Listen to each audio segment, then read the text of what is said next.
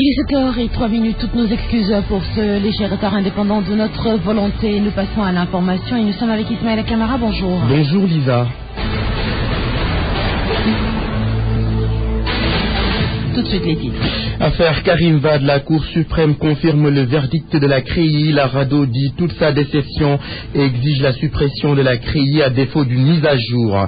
Le Front patriotique remet ça après sa marche interdite. Cette structure de l'opposition tient un meeting ce vendredi. La reprise du procès d'Ousseynou Diop du nom de ce taximan qui a emprunté un passage à piétons à Cambérène. D'autres automobilistes courent encore, ce qui montre les limites de l'enquête. C'est le focus du jour, Lisa. À suivre toujours dans ce 7h, la page des sports. Nous serons avec Malal Junior Diagne, votre chronique politique du vendredi signée Mamadou Ibraken et la revue de presse de Mohamed Ali Mouba qui mettra un terme à ce 7h. Voilà ainsi dans les titres. Affaire Karim Wade, la Cour suprême a donné son avis.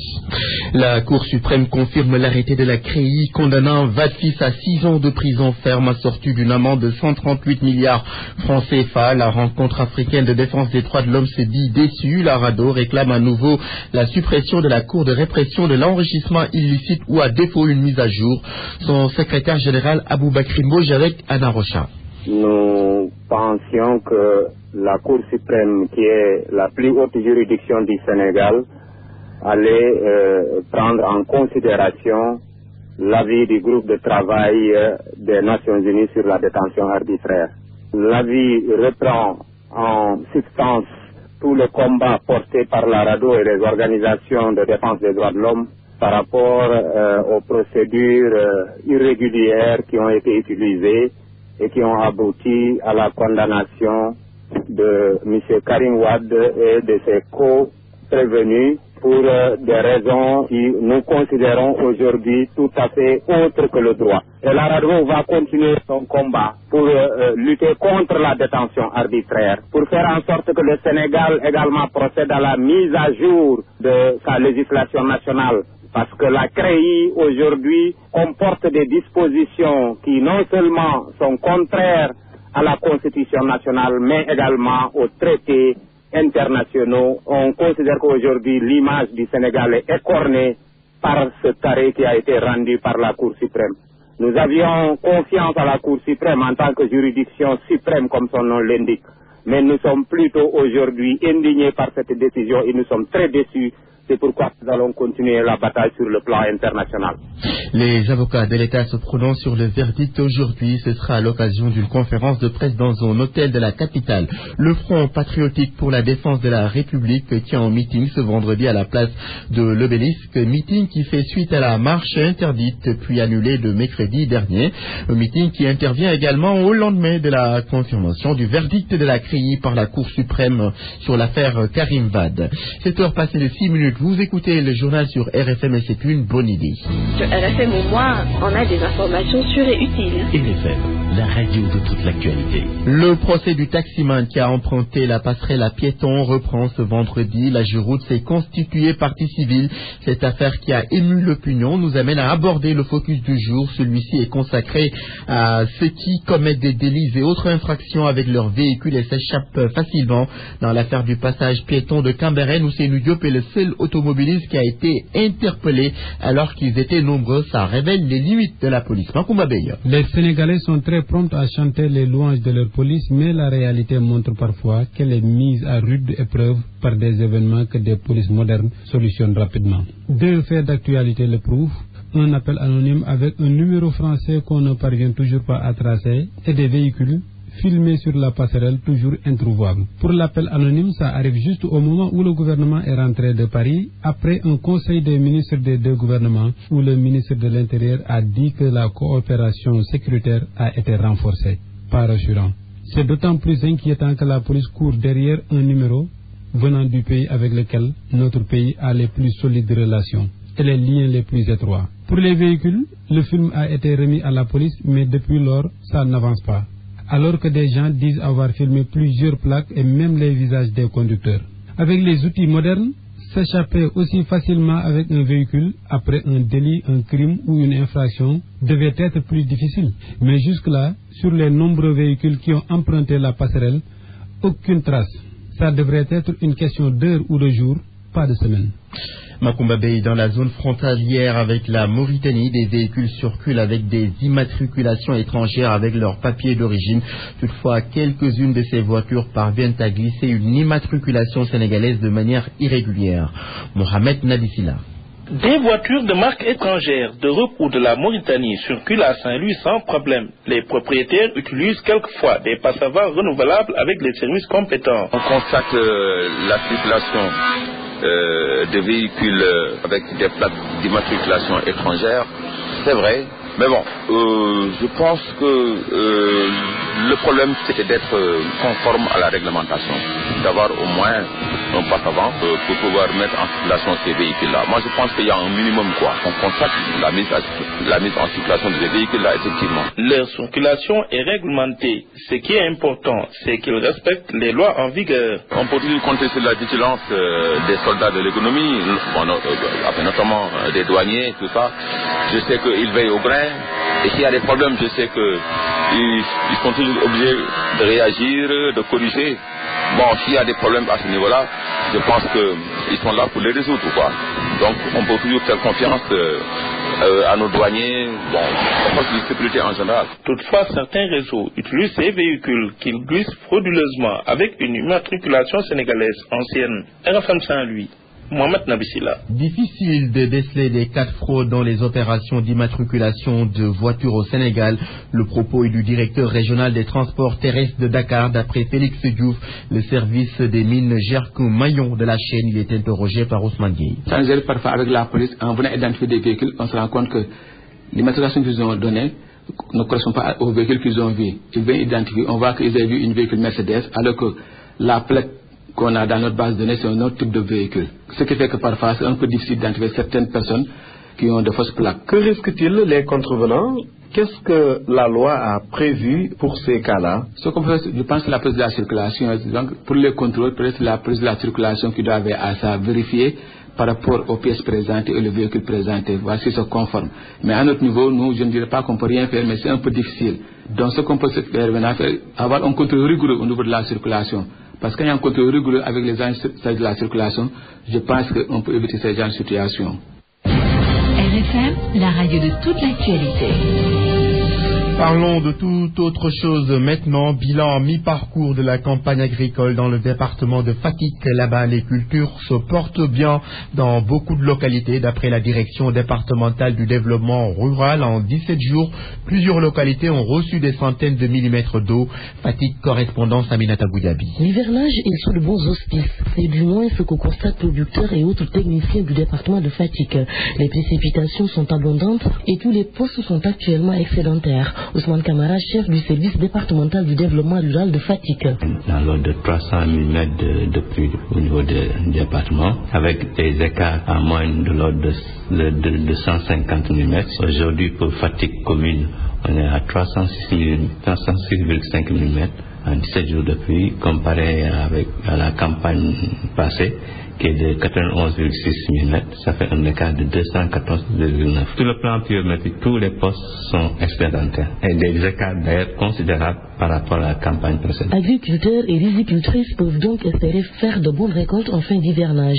Pour le moment, les cultures se portent bien, certaines sont même en phase de floraison. Le mil est en phase de montaison, l'arachide, les premiers semis sont en floraison active et les derniers semis en début floraison. Pour les niébés, les premiers semis sont en phase de ramification et début floraison et les derniers semis en phase levée et début ramification. Le riz, les labours sont terminés et les cultures sont en levée, début de talage et poursuite des semis. Pour le sorgho, on est en phase levée et montaison. Pour la pastèque, on est en phase levée et poursuite des semis. La direction départementale du développement rural ajoute que la mise en place des semences a été bouclée depuis longtemps et 90% des engrais sont déjà distribués aux producteurs. Aminatou Boudjabi, Fatick RFM.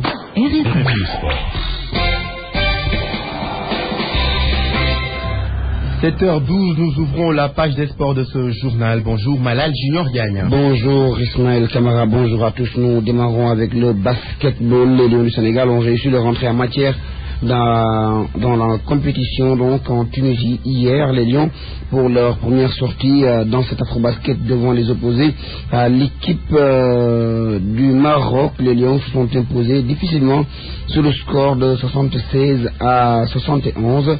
Le pivot de l'équipe nationale du Sénégal, Gorgui Sidien, a eu beaucoup de mal par rapport au règlement de la FIBA. Donc, lui qui est habitué à jouer en Amérique, le règlement est différent avec les fautes soufflées à tout va.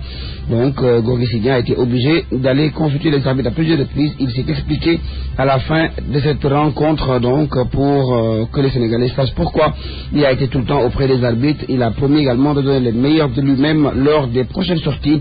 Gorgui Sidien, donc, que nous allons écouter. L'élément n'est pas en place. Nous allons donc revenir sur le bon déroulement du match avec l'envoyé spécial du Futur Média en Tunis. Il s'agit de Cheikh Tidiane Diao. Première sortie difficile mais victorieuse. L'équipe nationale du Sénégal a dompté les Lions de l'Atlas. Les manquements notés dans ce match ont surtout retenu l'attention de Chersar. Il y a eu beaucoup de pertes de balles. C'est les pertes de balles qui ont provoqué, qui ont avantagé ça. 19 pertes de balles dans un match de basket, c'est très compliqué, c'est très difficile. Alors c'est des fautes d'inattention, c'est juste une mauvaise appréciation. Je pense que c'est des choses que si les 6 prochains matchs on fait ça, on aura des difficultés énormes. Même constat pour le capitaine Malendoy qui pense que l'équipe doit faire montre de beaucoup plus de rigueur en défense. Notre problème c'est en défense, il faut beaucoup rectifier notre repli défensif et aussi fermer notre raquette parce que je pense que les joueurs marocains ont pénétré trop facilement dans notre raquette. Qui a rendu une belle copie, pense que l'équipe va monter en puissance. C'est le premier match, donc il n'y a pas de quoi faire en mieux, on a gagné, pas avec la manière, mais l'important c'est d'avoir pris la victoire. Les Lions du Sénégal auront moins de 48 heures pour récupérer avant d'en découdre ce samedi contre le Mozambique qui a donné du fil à retordre, le champion d'Afrique avant de s'incliner. Cher Tidiane Diao, nous allons à présent écouter les explications de Gorgui Sidien qui a été auprès des arbitres à plusieurs reprises pour des séances d'explication. Pourquoi un tel comportement? Gorgui Sidien que nous écoutons. Dama doon laaj rek dama lay arbitre parce que erreur yi may def ci match bi ni beneen match bëgguma ko def quoi parce que règlement FIFA bokku te comme suñu tiré dara damay laaj lu tax loolu. Je savais pas comment jouer. Le règlement est différent de celui de la NBA. Les arbitres sifflent tout le temps faute. C'est pourquoi je leur demandais pour apprendre de ces erreurs. Il fallait que je sois patient. Je savais que mes partenaires allaient finir par me trouver et prendre le jeu. Après, à la fin, est-ce que je vais essayer de me trouver gars yi commencé jouer avec moi quoi parce que mënu ko ci wax na bu leen force bi te gars dañ ma doon double team mooy ñaata nit ñoo doon marqué quoi ba ñett soo dama waroon def nànk xool ñoom lu ñuy def quoi. Gorgui Sidien, le pivot de l'équipe nationale, note également la défaite de la Côte d'Ivoire face à l'équipe du Cap-Vert, 76 à 56. Au programme ce vendredi à 12h30, le Gabon joue contre le Mali. À 15h, l'Ouganda joue contre le Nigeria. À 17h30, l'Égypte contre le Cameroun. Et à 20h, la Tunisie joue contre la République centrafricaine. Nous parlons de football avec la préparation de la rencontre du 5 septembre prochain devant opposer la Namibie au Sénégal. C'est donc à Windhoek, le sélectionneur des Lions du Sénégal a publié sa liste hier. Il a retenu 23 joueurs. On peut noter le retour de Diafra Sakho et de Issa Sissoko sur le Tchad. De grands changements par rapport à la liste contre le Burundi. D'abord, le retour de Diafra Sakho. L'attaquant de West Ham fait son comeback après avoir raté la CAN 2015 et pourtant sélectionné à l'époque. Il avait déclaré forfait à cause d'une blessure au dos qui faisait polémique. Après cette page, l'attaquant des Lions a aussi raté les rencontres amicales du Sénégal et surtout le premier match des éliminatoires de la CAN 2017.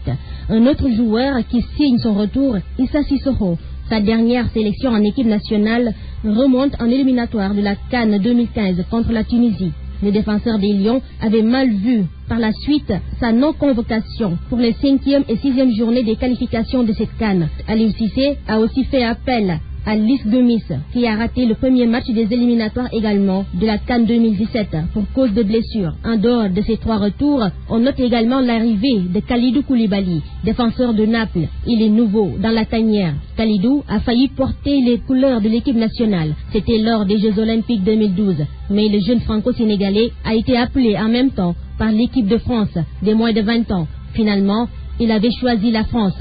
Mais cette fois-ci, Kalidou opte pour le Sénégal. Sur le terme met fin à cette page d'espoir, Ismaël. Merci, Malal Junior Diagne. RFM, la chronique du jour. Chronique sur la mort de Doudou Ndiaye Coumba Rose, une légende de la culture qui entre au panthéon de l'immortalité. Mamoudou Ibra Kane. L'opposition promet un mois d'août de feu. Doudou Ndiaye Coumba Rose, la rose d'eau en cette saison de l'eau, saison des pluies. Il est mort, mais le tambour-major n'est jamais parti, pour paraphraser Birago Diop. La rose s'est fanée, mais son parfum rythmique demeure à jamais. Une légende est toujours vivante. Avec la disparition du grand percussionniste, le célèbre poète, dans son non moins célèbre Le souffle des ancêtres, nous parle plus que jamais. Écoute plus souvent les choses que les êtres. La voix du feu s'entend, entend la voix de l'eau. Oui, il faut le dire, Mamadou Ndiaye, de son vrai nom peu connu des mortels, est dans l'arbre qui frémit, dans le bois qui gémit, ce bois qu'il a su à merveille sculpter, dompter. Si, en cette triste circonstance, nous enfourchons Pégase, comprenez, nous nous lançons dans un poétisme, c'est parce que Doudou Ndiaye Rose était un poète du rythme, un virtuose né et immortel. Il était incontestablement le numéro 1 mondial de la percu. Il est de la race des Beethoven et autres Mozart. L'annonce de sa mort par les médias du monde entier en est la preuve.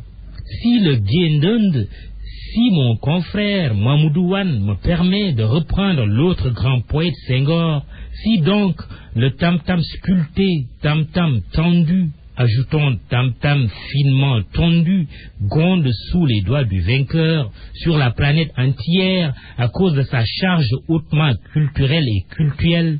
Si enfin ce très lucratif djembé a fait des riches, nous le devons à notre rose nationale, ce dieu du rythme. Trahissons-nous la volonté d'un tel monument en rendant hommage à celui qui, comme sentant sa mort proche, nous avait défendu de lui rendre hommage à titre posthume? Oui et non à la fois. Oui, parce que de son vivant, un hommage national aurait été plus que mérité à l'homme du bicentenaire de la Révolution française sur la plus belle avenue du monde des Champs-Élysées, révolution à laquelle le Sénégal a envoyé ses cahiers de doléances. On ne se produit pas avec Dizzy Gillespie, Miles Davis, les Rolling Stones, Peter Gabriel, le groupe japonais Kodo, quand on est petit. Son refus à nous adresser de ne pas attendre sa mort pour le célébrer interpelle notre conscience bien sénégalaise, faite souvent d'hypocrisie chez les insatiables verseurs professionnels de larmes de crocodile que nous sommes. Plutôt que de la prendre mal, cette colère vraie de Doudou Ndiaye Coumba Rose est une invite à méditer sur le triste sort que nous avons tendance à réserver à nos monuments vivants.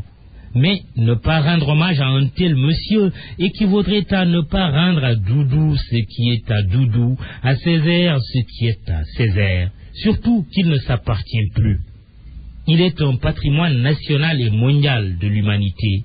Comment s'abstenir d'un tel hommage, commettre un tel péché, quand c'est notre 4 avril, date symbolisant notre indépendance, qui est orphelin depuis ce 19 août 2015, jour de la mort du virtuose, 55 ans jour pour jour, après l'éclatement de la très regrettée Fédération du Mali. Quelle coïncidence calendaire! Il y a des symboles et des faits d'histoire qu'on ne saurait ignorer au risque de signer la mort de tout un peuple, unis par un même but et une même foi. Pinçons tous nos koras, frappons nos balafons et tambours pour celui dont la percussion, à l'instant du passage toujours applaudi des majorettes de Kennedy, rythme notre défilé du 4 avril depuis 1959. Et si la République décidait d'accompagner pour l'éternité les élégants pas de danse des élégantes majorettes par l'élégant tambour-major Doudou Ndiaye Coumba Rose? Salut l'artiste, bienvenue au Panthéon de Yoff, immortel.